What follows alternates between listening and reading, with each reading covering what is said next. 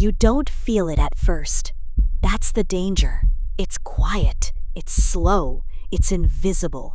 But that's what makes it dangerous. It doesn't break you in a moment. It melts you silently. And that's exactly what happened to Muskan. Muskan was known as the topper, always ahead, always 2 steps sharper than the rest. A young Muslimah, first-year university student. Hijab like a crown. Notes always color-coded. Books stacked higher than her coffee mug. Phones never fascinated her.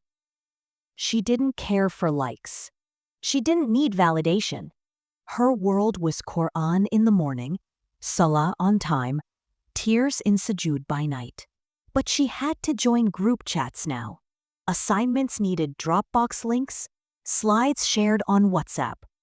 One night, she downloaded Instagram just to check one reference someone posted. Just one swipe, just one click. That one click became her escape. At first, it felt harmless. It's just 10 minutes between lectures, she told herself. Then 10 became 30. Then hours melted into reels, stories, endless posts. Her fingers scrolled while the adhan played. Her eyes blinked at bright screens, while her Quran collected dust. Later, she whispered, when Salah time came. But later never came. And then she started to feel it. Brain fog. Like someone wrapped cotton around her thoughts. She stared at her notes, but nothing sank in. The words were familiar, but hollow. Her memory, fading. Her attention, gone. And the worst part, she knew something was wrong, but she didn't know what. Then came the exam. Everyone flipped their papers open. Muskan looked down, and panic hit her chest like a wave. Not a single answer came to her. This was her subject. She knew this once. But now, nothing.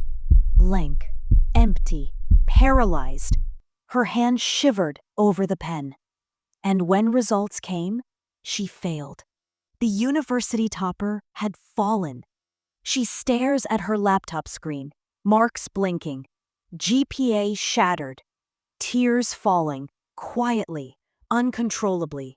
Her hands cover her face as sobs escape her, soft but painful.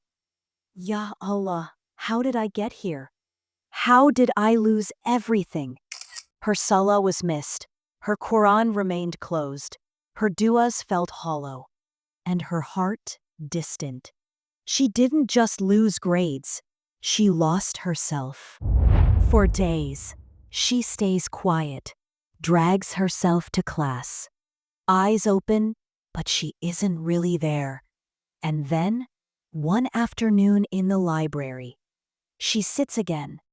Books open, eyes glazed, trying to study, but every page blurs. That's when someone notices her, from afar. A familiar face, not a friend, just a classmate. She walks closer. Assalamu alaikum. Are you okay? Muskan hesitates, but the eyes are warm. The voice is kind. She nods slowly, then pauses, then whispers, I failed, and I don't even know how. My mind, it's like I'm not even present. I can't concentrate. I keep reaching for my phone. My head hurts. I can't memorize. I don't even feel alive anymore. The girl sits beside her, patiently. Her name is Samira. I used to feel like that, she says. Like my brain was hijacked. Like I was watching my life, not living it. Like my soul was drowning in noise. Turns out, it was a screen addiction. I didn't even realize. Muskan says nothing, but her tears answer everything. Your brain is exhausted, Samira explains. You're not lazy. You're not broken. Your mind is just drowning. You know what screens do? They spike dopamine. Over and over. Every scroll is a hit. Every notification, a trap. Your phone? It's not a tool anymore. It's a leash. She continues. Even Salah. We don't struggle because we don't care. We struggle because our minds have been rewired for distraction.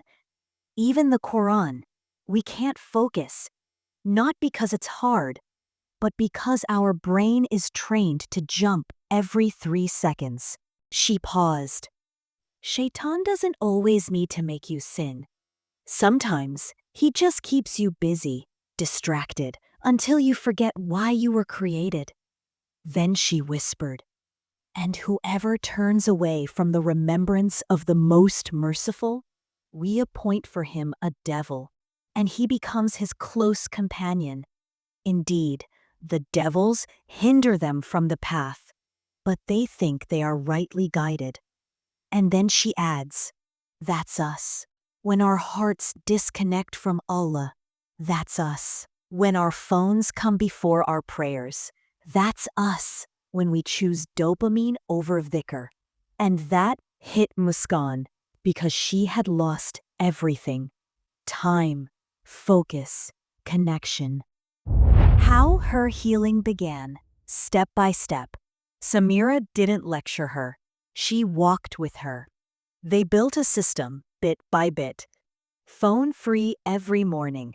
After Fajr, don't check anything, Samira said. Let your brain breathe. Let your soul wake up before the world does.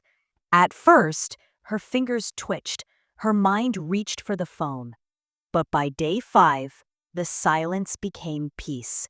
Quran journaling after Fajr. Not pages, just one ayah. Reflect. Feel it. Write how it connects to your day. She wrote, He is with you wherever you are. I needed this today. And slowly, she remembered how to feel the Quran again. Silent walks without music. After Asr, no earphones, just walking, hearing birds, letting thoughts flow. Some days, she whispered gratitude. Some days, she just listened to the wind. But every day, she felt more alive. App blockers, grayscale screen.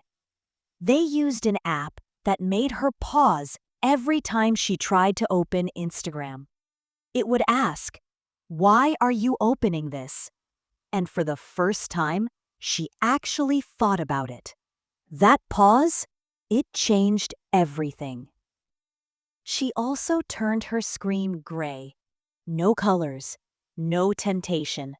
Scrolling became boring, and boring was beautiful. Weekly, real-life day. 1 day a week, no socials. They gathered for Quran circles, drank chai, talked about life, not for content, not for gossip, just for connection. Your heart isn't healing because it's too full, Samira would say. Make space and you'll feel Allah again. The wallpaper that wakes you up. Samira smiled gently.